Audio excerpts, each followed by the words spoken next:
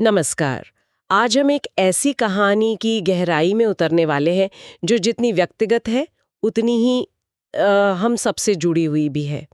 ये मानसिक स्वास्थ्य के एक बहुत गहरे, एक अंधेरे दौर से निकलकर वापस रोशनी में आने की कहानी है। हाँ, और ये कहानी हमें याद दिलाती है कि इंसान का मन कितना कितना जटिल और नाजुक हो सकता है, लेकिन साथ ही उसमें उबरने की ताकत भी उतनी ही जबरदस्त होती है। हाँ, और हमारे पास जो दस्तावेज है उसका शीर्षक है खुशी, डर के उस पार। आज हम इसी के आधार पर खुशी नाम की एक महिला के सफर को समझने की कोशिश करेंगे। बिल्कुल। हम सिर्फ ये नहीं देखेंगे कि उनके साथ क्या हुआ, बल्कि ये भी समझने की कोशिश करेंगे कि उस अनुभव का मतलब क्या था। और हम उससे क्या सीख सकते हैं। हमारा मकसद सिर्फ लक्षणों की एक लिस्ट बनाना नहीं है, सही बात है। बल्कि उस दुनिया में झांकने की कोशिश करना है जहाँ जहाँ डर ही हकीकत बन जाता है। और कुछ बातें तो वाकई में चौंकाने वाली हैं, जैसे ये लगातार महसूस होना कि कोई पीछा कर रहा है, या फिर पानी जैसी, मतलब जीवन देने वाली चीज का जहर लगने लगना। बिल्कुल। तो फिर ये सब शुरू कहाँ से हुआ? साल 2019 में ऐसा क्या हुआ जिसने खुशी की दुनिया को मतलब पूरी तरह से बदल दिया? 2019 में खुशी की जिंदगी में डर ने दस्तक दी, और ये कोई आम डर नहीं था, जैसे किसी चीज से घबराहट होना। अच्छा। नहीं, ये एक स्थायी एहसास था, एक साया जो हर वक्त उनके साथ रहता था, उन्हें लगता था कि कोई उनके ठीक पीछे है। हर समय। ये तो बहुत ही परेशान करने वाली बात है। मतलब अपने ही घर में, अपने ही स्पेस में आप सुरक्षित महसूस नहीं कर पा रहे। और दस्तावेज बताता है कि ये सिर्फ एक एहसास नहीं था, उन्हें अजीब अजीब आवाजें भी सुनाई देती थी। हाँ, और यही बात स्थिति को और गंभीर बना देती है। आप सोचिए, आपका दिमाग ही आपके साथ एक तरह का खेल खेलने लगता है। वो आपको ऐसी आवाजें सुनाता है जो असल में है ही नहीं। जैसे फुसफुसाहट या कुछ और, कुछ भी हो सकता है। फुसफुसाहट, कोई धुन। और जब ऐसा होता है तो असलियत और वहम के बीच की जो लकीर है वो मिटने लगती है। मेडिकल भाषा में इसे ऑडिटरी हेलुसिनेशन कहते हैं। लेकिन ये डर इतना असली क्यों महसूस होता है? मतलब क्या दिमाग में कोई ऐसा स्विच होता है जो हकीकत और कल्पना में फर्क करना बंद कर देता है? आप इसे ऐसे समझ सकते हैं कि दिमाग का जो रियलिटी टेस्टिंग वाला हिस्सा है वो ठीक से काम नहीं कर रहा होता। हमारे दिमाग में हर पल हजारों सिग्नल आते हैं और वो उन्हें प्रोसेस करके हमें बताता है कि क्या सच है और क्या नहीं। ओके। जब ये सिस्टम गड़बड़ा जाता है तो अंदर से पैदा हुए डर और बाहर की दुनिया में कोई फर्क नहीं रह जाता। उस व्यक्ति के लिए वो आवाजें उतनी ही असली हैं जितनी हमारी और आपकी आवाज अभी हैं। अच्छा। इसीलिए उन्हें तर्क देकर ये नहीं समझाया जा सकता कि देखो ऐसा कुछ नहीं है। मैं कल्पना कर सकती हूँ कि ये कितना कितना अकेलापन महसूस कराता होगा। आप कुछ ऐसा अनुभव कर रहे हैं जो कोई और समझ ही नहीं सकता। दस्तावेज में लिखा है कि उनकी नींद पूरी तरह उड़ चुकी थी। हाँ। आंखें हर वक्त बेचैनी से घूमती रहती थीं और चेहरे पर एक अनजाना खौफ नजर आता था। और यही वो बिंदु है जहां बीमारी सिर्फ एक व्यक्ति तक सीमित नहीं रहती, वो पूरे परिवार को अपनी चपेट में ले लेती है। परिवार वाले देख रहे हैं कि उनका अपना इंसान तकलीफ में है, लेकिन वो उसकी हकीकत का हिस्सा नहीं बन पा रहे हैं। एक खाई बन जाती है। एक बहुत बड़ी खाई। तो इस अंधेरे के बीच परिवार ने मदद लेने का फैसला किया। वो पटना में डॉक्टर भानु प्रताप सिंह के पास गए और इलाज शुरू हुआ। डॉक्टर ने उन्हें कुछ दवाएं दी जिससे उनकी नींद और चिंता कुछ कम हुई, थोड़ी राहत मिली। अक्सर इलाज का ये पहला चरण होता है, लक्षणों को काबू में लाना ताकि मरीज थोड़ा स्थिर हो सके। जब दिमाग में चल रहा तूफान थोड़ा शांत होता है तभी आगे की बातचीत या थेरेपी की गुंजाइश बनती है। लग रहा था, लेकिन फिर कुछ ऐसा हुआ जो अक्सर ऐसे मामलों में होता है ना? हाँ। खुशी ने बेहतर महसूस होने पर अपने आप दवाएं लेना बंद कर दी। हाँ, और ये मानसिक स्वास्थ्य के इलाज की सबसे बड़ी और दुखद सच्चाइयों में से एक है। इसे नॉन कंप्लायंस या नॉन एडहेरेंस कहते हैं, लेकिन मैं इसे सिर्फ मरीज की गलती नहीं मानता। अच्छा। इसके पीछे कई गहरे कारण होते हैं। जैसे कि? क्या ऐसा इसलिए होता है कि मरीज को लगता है अब मैं ठीक हूं, मुझे इसकी जरूरत नहीं? ये एक बहुत बड़ा कारण है। जब आप बेहतर महसूस करने लगते हैं तो आपको वो दवा एक बाहरी चीज की तरह लगने लगती है जो बीमारी की याद दिलाती है। बिल्कुल। और उससे छुटकारा पाने की एक स्वाभाविक इच्छा होती है। दूसरा बड़ा कारण है दवाओं के साइड इफेक्ट्स। ये दवाएं दिमाग पर काम करती हैं और इनके असर से वजन बढ़ना, सुस्ती आना या दूसरे बदलाव हो सकते हैं जो किसी को भी परेशान कर सकते हैं। और शायद एक सामाजिक दबाव भी तो होता होगा। समाज में आज भी इन दवाओं को एक कलंक की तरह देखा जाता है। बहुत ज्यादा। लोग सोचते हैं कि नींद की गोली या दिमाग की दवा ले रहे हैं मतलब कोई कमजोरी है। सही बात है। कोई भी ये नहीं चाहता कि उन पर ये लेबल लगे, इसलिए जैसे ही मौका मिलता है वो इससे बाहर निकलना चाहते हैं। लेकिन बिना डॉक्टर के सलाह के दवा छोड़ने का नतीजा वो अक्सर ये होता है कि बीमारी पहले से भी ज्यादा ताकत से वापस हमला करती है। और खुशी के साथ भी यही हुआ। हाँ, डर का वो तूफान फिर से उनकी जिंदगी में लौट आया। इसी दौरान उनके पति का तबादला बदनपुर हो गया। यहाँ उनकी जिंदगी ने एक नया मोड़ लिया और वो डॉक्टर अचालिया की क्लिनिक पहुंची। दस्तावेज कहता है कि इस बार उनके लक्षण पहले जैसे ही थे, लेकिन उनमें एक नया और भी ज्यादा परेशान करने वाला पहलू जुड़ गया था। हाँ, और ये नया पहलू था पानी। ये तो सोचना भी मुश्किल है।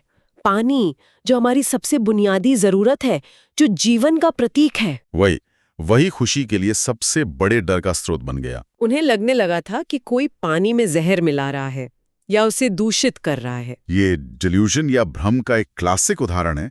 डिल्यूजन सिर्फ एक गलतफहमी नहीं है। नहीं, ये एक ऐसा अटल और झूठा विश्वास होता है जिससे कोई भी सबूत या तर्क बदल नहीं सकता। खुशी के लिए ये एक सच्चाई थी कि पानी खतरनाक है। वो बार बार कहती थी, अगर मैं ये पानी पी लूंगी तो बीमार हो जाऊंगी। इसका उनके रोजमर्रा के जीवन पे क्या असर पड़ रहा था? जाहिर है वो पानी पीने से बचती होंगी। सिर्फ पीने से ही नहीं, वो नहाने से भी कतराने लगी थी। उन्हें पानी से अजीब गंध आती थी, जी मिचलाता था। आप सोचिए उस मानसिक पीड़ा को, जहां जीने के लिए जो चीज सबसे जरूरी है, आपका मन उसी को आपका दुश्मन बना दे। सही बात है। ये दिखाता है कि ये बीमारी सिर्फ उदास होना नहीं है, ये हकीकत के ताने बाने का पूरी तरह से उधड़ जाना है। यहाँ पे एक बात मुझे बहुत दिलचस्प लग रही है। पहले उनका डर था अपने पर्सनल स्पेस को लेकर, और अब डर था जीवन के स्रोत यानी पानी को लेकर। ये दोनों ही चीजें हमारे अस्तित्व के लिए कितनी मौलिक हैं। ये एक बेहतरीन अवलोकन है। ये सिर्फ पानी का डर नहीं है, ये इस बात का प्रतीक है कि कैसे एक मानसिक स्थिति व्यक्ति के विश्वास की सबसे गहरी परतों को बदल सकती है। जब आप जीवन देने वाली चीज पर ही भरोसा नहीं कर सकते, तो आप किस पर करेंगे? सही बात है। ये दिखाता है कि रिकवरी सिर्फ लक्षण हटाने के बारे में नहीं है, बल्कि दुनिया में और खुद में भरोसे को फिर से बनाने के बारे में है। तो इस मुश्किल हालात में डॉक्टर अचालिया और उनकी पत्नी गरिमा अचालिया ने इलाज की बागडोर संभाली। और उनका तरीका सिर्फ दवा देने तक सीमित नहीं था। और यही इस केस का टर्निंग पॉइंट था। गंभीर मानसिक स्थितियों में सिर्फ एक गोली वो अक्सर काफी नहीं होती।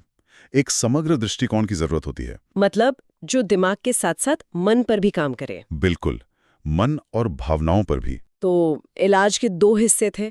डॉक्टर अचालिया ने दवाएं बदली और उनकी पत्नी गरिमा अचालिया, जो खुद एक काउंसलर हैं, उन्होंने थेरेपी सेशन शुरू किए। ये दवा और थेरेपी का कॉम्बिनेशन, ये कैसे काम करता है? इसे ऐसे समझिए कि दवाएं दिमाग के अंदर के हार्डवेयर पर काम करती हैं। जी। वो न्यूरोट्रांसमीटर के असंतुलन को ठीक करती हैं। अच्छा। जिससे भ्रम और घबराहट जैसे लक्षणों की तीव्रता कम होती है। ये उस तूफान को शांत करने जैसा है। और थेरेपी? और थेरेपी या काउंसलिंग सॉफ्टवेयर पर काम करती है। ये मरीज को अपने विचारों को पहचानने, अपने डर को समझने और उनसे निपटने के नए तरीके सिखाती हैं। वाह। मतलब दवा आपको सोचने की क्षमता देती है और थेरेपी आपको सिखाती है कि कैसे सोचना है। और इसका असर भी हुआ। कुछ ही महीनों में खुशी को 40% तक सुधार महसूस हुआ और फिर अगले कुछ महीनों में, जैसा कि दस्तावेज कहता है, असली जादू हुआ। धीरे धीरे उनके मन पर छाया कोहरा छटने लगा। ये 40% का आंकड़ा बहुत मायने रखता है। रिकवरी एक सीधी रेखा में नहीं होती। ये जो शुरुआती सुधार है वो मरीज और परिवार दोनों के लिए एक उम्मीद की किरण की तरह होता है। हाँ। ये उन्हें बताता है कि रास्ता मुश्किल है लेकिन मंजिल है। ये उन्हें इलाज में बने रहने की हिम्मत देता है। इस पूरे सफर में एक इंसान का जिक्र बार बार आता, उनके पति। वो रेलवे में थे, तबादले होते रहते थे, पटना, मुंबई, दिल्ली, बदनपुर। अलग अलग शहरों में एक स्थिर इलाज ढूंढना भी तो अपने आप में एक बड़ी चुनौती रही होगी। बहुत बड़ी चुनौती।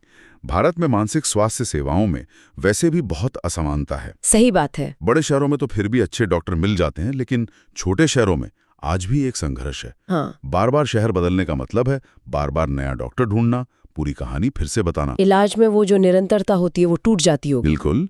ऐसे में उनके पति का साथ देना सिर्फ भावनात्मक सहारा नहीं था, ये एक बहुत बड़ा लॉजिस्टिकल सपोर्ट भी था। मतलब ये सपोर्ट सिर्फ दिलासा देना नहीं था, बल्कि ये सुनिश्चित करना कि दवा समय पर ली जाए, डॉक्टर का अपॉइंटमेंट न छूटे, एक सुरक्षित माहौल बना रहे, सब शामिल था। इसे केयर गिवर की भूमिका कहते हैं। और ये बहुत थका देने वाली हो सकती है। लेकिन एक मजबूत सपोर्ट सिस्टम रिकवरी की नींव होता है। हाँ, हालांकि दस्तावेज एक बहुत जरूरी बात कहता है कि असली लड़ाई तो खुशी की अपनी थी। सही। सपोर्ट सिस्टम आपको हथियार दे सकता है, पर जंग आपको खुद लड़नी पड़ती है। ठीक होने की जो इच्छा शक्ति है वो मरीज के अंदर से ही आती है। इलाज आगे बढ़ रहा था और फिर वो दिन आया जो शायद खुशी के लिए एक नए जन्म जैसा था। डॉक्टर अचालिया ने उनसे एक बहुत ही सीधी सी बात कही। उन्होंने कहा, तुम्हारी दवाएं 2 साल में बंद हो जाएंगी। ये सिर्फ एक वाक्य नहीं है, ये एक टाइमलाइन है, ये भविष्य की एक तस्वीर है। एक ऐसे व्यक्ति के लिए जो सालों से एक अनिश्चित अंधेरे में जी रहा हो, ये सुनना कि इस सुरंग का दूसरा छोर है और वो बहुत दूर नहीं है। हाँ, ये उम्मीद का सबसे बड़ा इंजेक्शन है। और दस्तावेज के मुताबिक ये सुनकर खुशी की आंखों में आंसू आ गए। लेकिन ये बेबसी के नहीं थे, ये खुशी के आंसू थे। उस पल में डर उन पर हावी नहीं था, बल्कि भविष्य की आशा हावी थी। और यहीं पर रिकवरी का असली मतलब समझ आता है।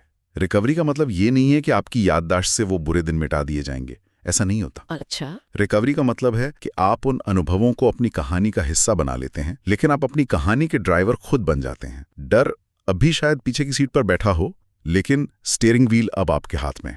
और ये बदलाव उनकी सोच में कितनी खूबसूरती से झलकता है। दस्तावेज में लिखा है, घर के लोग अब उन्हें भ्रम की तरह नहीं बल्कि अपनों की परछाई जैसे लगते थे। और पानी जो कभी जहर लगता था, अब वो जीवन देने वाला अमृत बन गया था। पानी वाली बात वो इस पूरी यात्रा का सार है। जिस चीज से उन्हें सबसे ज्यादा डर लगता था, जिस पर से उनका भरोसा उठ गया था, अब वो उसी में जीवन देख पा रही थी। सही। ये असलियत के साथ उनके रिश्ते के दोबारा जुड़ने का सबसे शक्तिशाली प्रतीक है। ये सिर्फ लक्षणों का ठीक होना नहीं है, ये दुनिया को देखने के नजरिए का ठीक होना है। और कहानी की आखिरी लाइन है, डर के अंधेरे से मुक्त खुशी एक नई शुरुआत के लिए तैयार। ये वाकई एक उम्मीद भरा अंत है। तो आज की इस चर्चा को समेटते हुए हमने खुशी की यात्रा से बहुत कुछ सीखा। हमने देखा कि कैसे मन की एक स्थिति हकीकत को पूरी तरह बदल सकती है। हमने सही इलाज यानी दवा और काउंसलिंग के मेल के महत्व को समझा। और सबसे बढ़कर हमने एक अटूट सहारे और इंसान की अपनी इच्छा शक्ति की ताकत को देखा। बिल्कुल। और खुशी की कहानी हमें उन अनगिनत अदृश्य लड़ाइयों के बारे में सोचने पर मजबूर करती है, जो हमारे आसपास न जाने कितने लोग हर रोज लड़ रहे होते हैं। जैसा कि आपने पहले इशारा किया था, ये बहुत दिलचस्प है कि उनका डर जीवन की 2 सबसे मूलभूत चीजों पर केंद्रित था। व्यक्तिगत सुरक्षा का एहसास, कोई पीछे है, और जीवन का स्रोत, पानी। सही कहा। ये वो चीजें हैं जिन्हें हम आम तौर पर फॉर ग्रांटेड लेते हैं। और यहीं पर यह कहानी हम सबके लिए एक सवाल छोड़ जाती है। हम उन लोगों का समर्थन कैसे करें जिनकी वास्तविकता डर से इस कदर बदल गई है? हम उन्हें एक शांतिपूर्ण जीवन के इन सबसे बुनियादी तत्वों, सुरक्षा का एहसास और पानी जैसी जरूरतों पर भरोसा, इसे फिर से हासिल करने में कैसे मदद कर सकते हैं? ये सिर्फ एक मेडिकल सवाल नहीं है, ये एक गहरा मानवीय और सामाजिक सवाल है कि हम एक दूसरे की टूटी हुई हकीकतों को जोड़ने में क्या भूमिका निभा सकते हैं।